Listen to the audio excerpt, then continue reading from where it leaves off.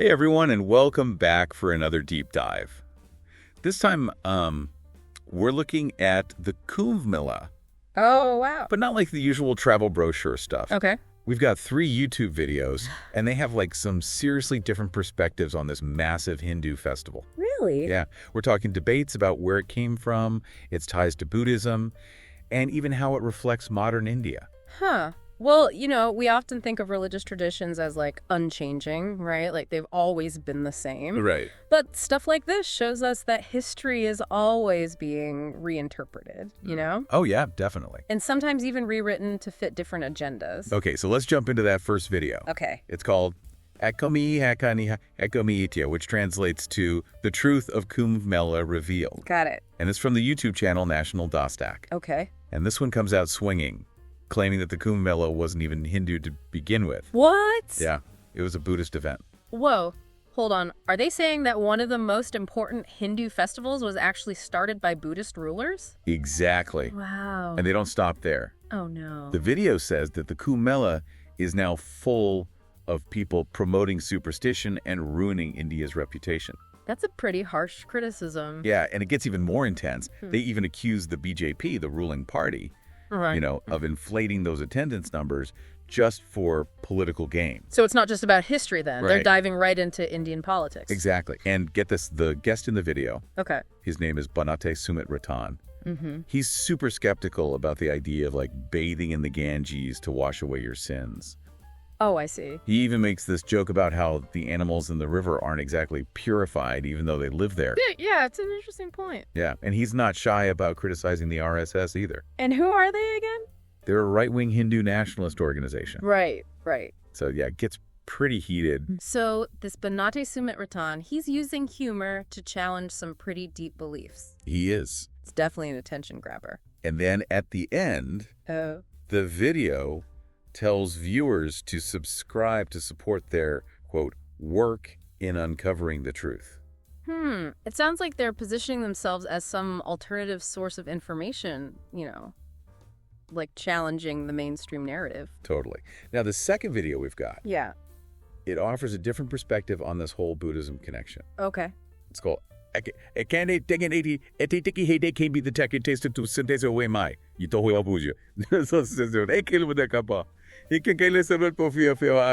that translates to? Buddhist camp in Kumbh Mela, Sanatan Dharma, belongs to Buddhists. Interesting. And it's from the channel Bahujan 85. Got it. This one shows Buddhists at the Kumbh Mela at a camp set up by the Dr. Ambedkar National Unity Forum. So are we going to see like a different angle on that Buddhist connection now? We are, instead of saying it was like stolen or appropriated. Oh. This video suggests that Sanatan Dharma, which is often understood as the eternal essence of Hinduism, is like inherently connected to Buddhism. Oh, so they're suggesting shared roots then. Exactly. Like people just forgot about this link. Got it. And they even bring in historical figures. Ooh. So they mention King Harshavardhana, who was a ruler in 7th century India. Okay. And he was known for supporting both Buddhism and Hinduism. Interesting. Then there's Xuanzang. And remind me who that is again. He was a famous Chinese Buddhist monk Ah. who traveled to India around the same time. Mm-hmm. And they claim that Xuanzang received a small statue of Buddha as a gift during the Kumbh Mela. Huh. So they're implying a strong Buddhist presence even back then? Exactly. Like it's a historical puzzle, I like that analogy. trying to fit these different perspectives together. Yeah. And then they get even deeper into that concept of sanatan, That word again. which means like eternal or unchanging. Right. And they connect it to Buddhist teachings. So they're using a concept often associated with Hinduism to highlight a connection to Buddhism. Yeah. It's almost like they're saying Buddhism is the true Sanatan Dharma. Wow, these traditions are way more intertwined than we often realize. Totally. So we've heard 2 very different takes on this Buddhist connection. Yeah, one claiming it was taken over, and the other one emphasizing shared origins. Right. And guess what? There's more. Oh, there's another one? Yep. Video number 3. Okay. It's called Haisekin Kompragnea Holan Guess. Which means? Buddhist Monks Shocking Revelation. Ooh, dramatic. And it's from National Dostak again. That same channel as the first one? Yeah. Okay, so I'm guessing they'll probably continue that same narrative, right? Yeah. About the Kumbh Mela's origins and Buddhism's role. You got it. They focus on a Buddhist gathering happening in Jhansi. Where's that? It's a city in north-central India. Okay. and it's happening at the same time as the Kumbh Mela. Interesting. And remember, Panate Sumit Ratan. That outspoken guy. Yeah, he's back. Oh, boy. And he basically drops a bombshell. What does he say? He calls the official Kumbh Mela a fake Kumbh.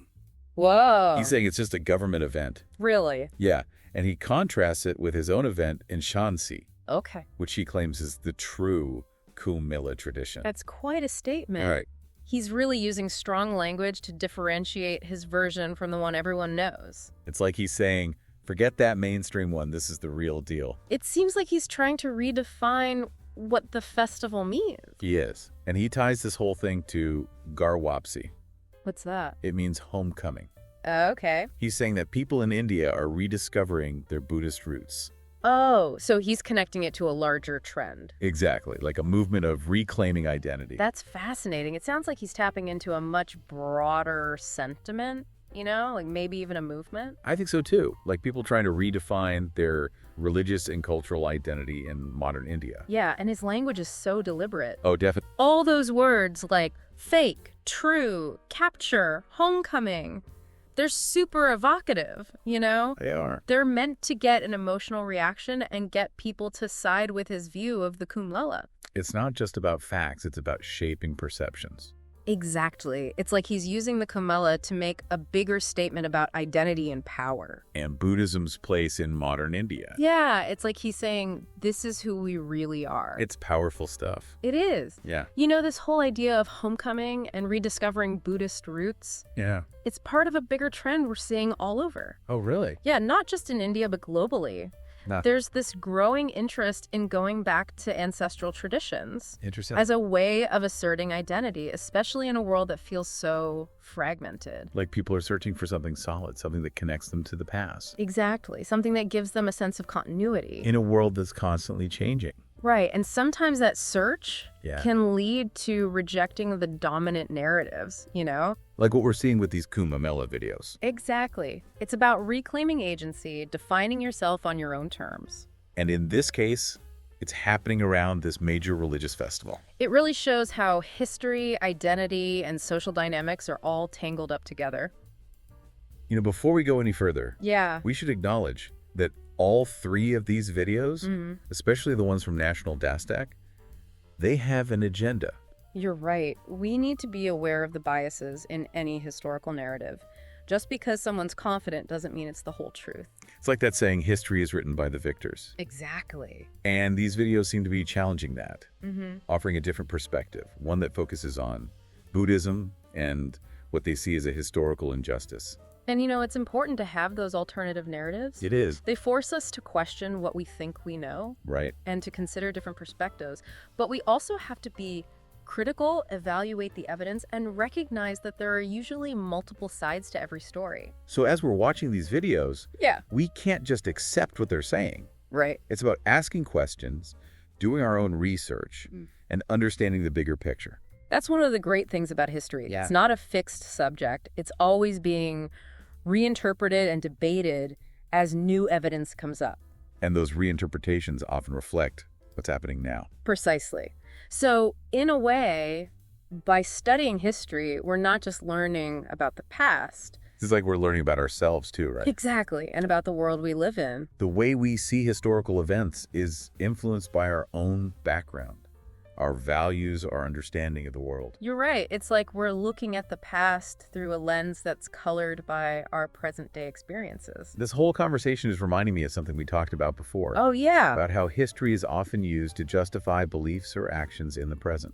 You're absolutely right. It's a powerful tool that can be used for good or bad. Like different groups throughout history using historical narratives to support their claims to power or land or even cultural identity. Exactly. It's all about legitimizing their actions. So as we're listening to these videos about the Kumbh Mela, we need to be aware of that. Absolutely. Ask ourselves, whose interests are being served by this interpretation of history? Right. And what agenda might be driving this narrative? Because it's not always about intentional deception. Sometimes it's about genuine belief. Like people twisting history to fit their worldview without even realizing it. Yeah, it's like that saying, we don't see the world as it is, we see it as we are. Exactly. And that applies to history too. So how do we even begin to untangle all of this to get a clearer picture of the past? I think acknowledging that there's rarely one definitive truth when it comes to history is a good start. Okay. It's more about understanding the different perspectives, the competing narratives, Mm-hmm. and the evidence that supports each one. So it's about being comfortable with ambiguity. Yes, and recognizing that history is a complex and nuanced subject. It can be unsettling, though, right? It can be, but it's also exciting. It opens up the possibility for new discoveries, new interpretations, Yeah. and a deeper understanding of the past and how it shapes us today. Like we're constantly revising our understanding of history as new information and new voices emerge. And that's a good thing. It means we're engaging with history in a more critical and thoughtful way. Okay, so going back to these videos about the Kumbh Mela, Yeah. what's the most important thing for our listeners to take away from this? I think the biggest takeaway is that history is not a fixed, objective story. It's always being shaped by different perspectives. And those perspectives often reflect current concerns. Exactly. It's like ripples in a pond. Oh, I like that. Something happens now, and it sends out these waves that reach back into the past. Changing how we understand historical events. Exactly. It highlights how the past, present, and future are all connected. And what we do today will shape how future generations see our time. So we have a responsibility to be mindful of that. Absolutely. To think critically and engage with history in a way that acknowledges its complexity. Couldn't agree more. You know that thing Bhante Sumit Ratan said in the last video What about it? about his event in Shansi being a Gar Wapsi? Oh, yeah, a homecoming for people rediscovering their Buddhist roots. Yeah, can you tell us more about that Gar Wapsi concept? Sure. Gar Wapsi literally means homecoming in Hindi. Okay. It's a term that's often used when talking about religious conversion, especially in India. Okay. In recent years, it's been used by some Hindu nationalist groups Mm-hmm. to encourage people they believe have converted away from Hinduism to return to the faith. So it's a pretty loaded term, Oh, yeah, it carries a lot of historical and political baggage. especially in a diverse country like India. Absolutely. It taps into anxieties about religious identity and preserving culture. And it's interesting how Bhante Sumit Ratan is using it differently. Right. Not about converting to Hinduism, but about reclaiming Buddhist heritage. He's flipping the script. He is, using the language of Gar Wapsi for a different kind of homecoming. It shows how language can be used for different purposes. And it highlights how fluid identity is. Yeah, especially in a globalized world. Right, where we're exposed to all these different cultures and beliefs, And it's like we're all piecing together our own sense of identity. drawing from different sources. Yeah, And sometimes that means reclaiming parts of our heritage that we might have lost. that's beautifully put. It reminds us that identity isn't static. It's an ongoing process of exploration and discovery. Okay, so for our listeners who are now totally fascinated by the Kumbh Mela, Yeah. where should they go from here to keep learning? Researching the Kumbh Mela from a variety of sources is a great start. Oh. Look for academic articles, historical accounts, Mm-hmm. even travel logs, Oh, yeah. things that offer different viewpoints. And from different backgrounds, too. Exactly. The more Yeah. perspectives, the better. And don't forget about all the stuff online. Articles, documentaries, even online courses about religion in India, All of that. and the relationship between Buddhism and Hinduism, and the social and political changes in the country. There's so much out there. It's all about following those threads of curiosity. Who knows, maybe this deep dive will inspire someone to go experience the Kumbh Mela for themselves. That would be incredible. That would. All right, so we're going to wrap up this deep dive into the Kumbh Mela. Okay. And just remember, it's about sparking curiosity, providing new perspectives. Yeah. Not necessarily finding all the answers. Keep exploring and keep asking questions. Absolutely. Until next time, Happy learning. and thanks for joining us for another deep dive. See ya! And it kind of makes you think about Gar Wapsi and how it's being used in India today. Oh, yeah, for sure, Gar Wapsi. It's complex. It is. Because, it taps into anxieties about religious identity, especially in a country as diverse as India. It makes you wonder how much of this is about preserving tradition versus, maybe some political motives. Right, and it's interesting how Bhante Sumit Ratan is using it in this different context, Yeah, not about converting to Hinduism, Right. but about reclaiming Buddhist heritage. It's like he's turning the whole concept on its head. He is. It's like a linguistic judo move, Exactly. using the language of Gar Wapsi to promote a different kind of homecoming. It just shows how words can be so powerful and how their meaning can shift depending on who's using them. And for different purposes. And it highlights how fluid identity really is, Especially in a globalized world where we're all exposed to so many different cultures and belief systems. We're constantly being influenced and reshaped by the world around us. It's like we're all on this journey of figuring out who we are.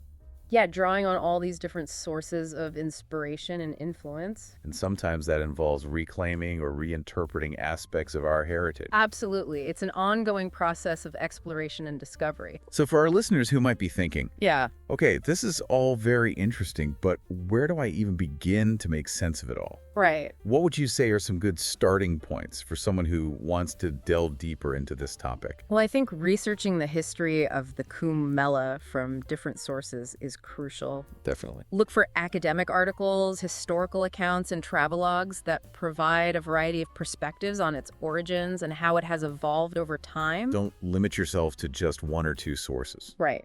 The more the merrier. The more viewpoints you can gather, the richer your understanding will be. And remember, there's a ton of information online, too. Oh yeah, those internet rabbit holes are deep. Exactly. You can find articles, documentaries, and even online courses about the history of religion in India, the connection between Buddhism and Hinduism, and the social and political changes that have shaped the country. It's amazing how much information is out there if you just know where to look. And for those who really want to immerse themselves in this topic, a trip to India to experience the Kumbh Mela firsthand could be an incredible opportunity. Oh yeah, talk about a deep dive. It's a chance to witness history come alive, to see those traditions and rituals being passed down through generations. And to feel the energy of this incredible gathering. You'd be part of that ongoing conversation with the past, contributing your own perspective and interpretation. So whether you choose to hit the books, explore the internet, or even embark on a journey to India, just keep that curiosity alive. Keep asking questions and keep exploring. That's what it's all about, right? Exactly. This whole deep dive has been really eye-opening. It has. It's made me realize how much we take for granted when it comes to history and tradition. You know, like, we think we know something because we've always heard it a certain way. Right. But then you dig a little deeper and you find out that there's a whole other side to the story. Exactly. And sometimes multiple sides to the story. And those different perspectives can challenge our assumptions and make us rethink what we thought we knew. And that's a good thing. It means we're engaging with history in a more critical and nuanced way. It's like peeling back the layers of an onion. Oh, I like that analogy. You start with what you think is a simple story, Mm-hmm. but the more you peel away, the more complex and multifaceted it becomes. It's a reminder that history is never black and white. It's full of shades of gray and interpretations and perspectives that are constantly evolving. And it's our job to try to make sense of it all. To piece together those different fragments of the past. Yeah, and try to understand how they fit into the larger narrative. You know, one thing that really struck me in those videos Yeah. was that sense of reclaiming identity that we were talking about earlier. Mm. It's like people are searching for a connection to something bigger than themselves. Especially in a world that can feel so fragmented and uncertain. It makes you wonder if that's part of why these alternative interpretations of history are gaining traction. Maybe people are looking for a narrative that resonates with their own experiences and gives them a sense of belonging. It's like a way of anchoring themselves in a world that's constantly changing. And it's not just about reclaiming the past, you know? What do you mean? I think it's also about shaping the future. Oh, I see. By reinterpreting history, these groups are also trying to influence how people see the present and imagine the future. It's like they're saying, this is who we are, where we came from, and where we're going. Exactly. It's a powerful message that can resonate with a lot of people, especially those who feel marginalized or disenfranchised. It's a reminder that history is not just about what happened in the past. It's also about how we understand and interpret those events. And how those interpretations shape our present and future. So I think the key takeaway for our listeners is to be aware of those different perspectives, Yeah. to question the narratives that we're presented with, and to do our own research to try to understand the complexities of history. It's about being critical thinkers and not just accepting everything at face value. Exactly. So as we wrap up this fascinating deep dive into the Kumbh Mela, what are some final thoughts you'd like to leave our listeners with? I think the biggest thing is to remember that history is not just a collection of facts and dates. It's a living, breathing thing that's constantly being reinterpreted and reshaped. It's a story that we're all part of writing. And the more we engage with it, the more we understand about ourselves and the world around us. So keep exploring, keep questioning, and keep those deep dives going. Happy learning, everyone. And thanks for joining us on this journey of discovery. Yeah, it's like the Kumbh Mela itself is like a microcosm of India. Oh, yeah. All those conversations about identity and history and the different cultural and religious influences. You're right. It's like even something as simple as a religious festival can become this battleground for ideas. Reflecting those deeper tensions in society. Exactly. So as we wrap up this deep dive into the Kumbh Mela, it's clear that it's much more than just a festival. It's a symbol. It is. It represents all these ideas about history and identity and power in India. And these different interpretations, they force us to think about how history is constructed and how it gets twisted, especially when it's tied up with identity and power. It's like those videos showed us history can be rewritten Yeah. to fit certain agendas, and those reinterpretations often reflect what's going on in the present. It's a reminder that we should never take just one version of history as the absolute truth. Right. There are always multiple perspectives, and it's our job to engage with them critically and thoughtfully. So as we finish up our exploration of these different takes on the Kumbh Mela, what's the one thing you hope our listeners will remember? That history is not static. Okay. It's not a fixed narrative. It's a conversation that's always evolving and changing. And those changes are often driven by what's happening right now. Precisely. It's like we're all part of this dialogue with the past. Trying to make sense of it and figure out how it shapes who we are today. And as we saw with these videos, those conversations can be really complex, especially with issues of identity and power and belonging. So the more aware we are of those complexities, the better we can engage with history in a meaningful way. Absolutely. So for our listeners who are feeling inspired to keep exploring these themes, where should they go from here? Researching the Kumbh Mela from various sources is always a good starting point. Yeah, look beyond those mainstream narratives. Exactly. Look for academic articles, historical accounts, even travelogues that offer different perspectives on its origins and how it's changed over time. Don't just settle for one or two sources. Right. The more perspectives you can gather, the more complete your understanding will be. And remember all those online resources too. There are tons of articles and documentaries and online courses Oh yeah, so many. that delve into the history of religion in India, the relationship between Buddhism and Hinduism, Right. and the social and political changes in the country. It's amazing how much information is just a click away these days. And of course, for those who want a truly immersive experience, there's nothing quite like seeing the Kumbh Mela for yourself in India. Talk about a deep dive. It's a chance to witness history come alive, to see the traditions and rituals that have been passed down for generations. And to experience the energy of this incredible gathering. It's an opportunity to be a part of that ongoing conversation with the past, adding your own perspective to the story. So whether you choose to hit the books, explore online resources, or even journey to India, Yeah. just keep that curiosity alive. Keep asking questions and keep exploring. Well, on that note, we're going to wrap up this deep dive into the Kumbh Mela. Sounds good. It's been quite a journey. And a big thank you to you for sharing your insights and expertise with us. It's been my pleasure. These conversations are always so stimulating. And to our listeners, thanks for joining us on this exploration of the Kumbh Mela. We hope you found it as fascinating as we did, We've seen how history can be reinterpreted and rewritten. and how those different interpretations can challenge our assumptions about the past. So as you continue your own deep dives into history, remember to be critical thinkers. Absolutely. Question the narratives that you're presented with. And always be open to new perspectives. Because history is never just a simple story. It's a complex and multifaceted tapestry woven from countless threads. And it's up to us to unravel those threads and make sense of the pattern. So keep exploring, keep questioning, and keep those deep dives going. Until next time, happy learning, everyone. And thanks for joining us.